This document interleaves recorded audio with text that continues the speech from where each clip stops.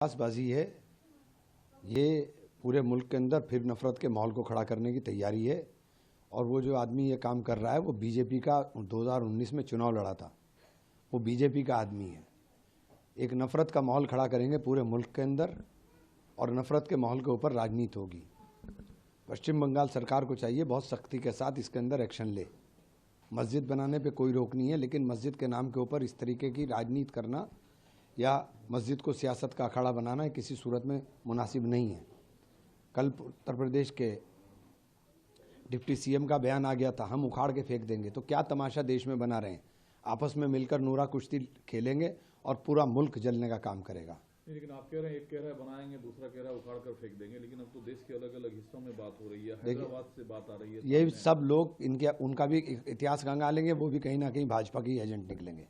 लेकिन वो पूरी तर्क के साथ बनना था, वहां बन गया।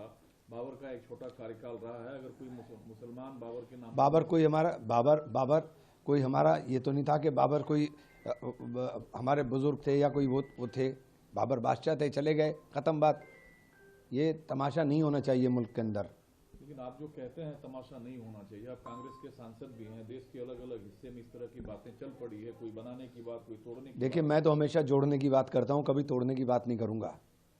जो गलत है उसको गलत कहूँगा। आप इस तरह की नफरत फैला करके हैदराबाद के अंदर जहाँ 86-85% मुसलमान हो आप कर लेंगे, लेकिन जहाँ 10%, 12%, 5%, 7%, 8%, 20% मुसलमान हैं, आप उनके खिलाफ नफरत बोलोगे। एक नफरत का माहौल तैयार होगा। भुगतान कौन करेगा? भुगतान गरीब मुसलमान करेगा। मत करो ये काम। कल आपने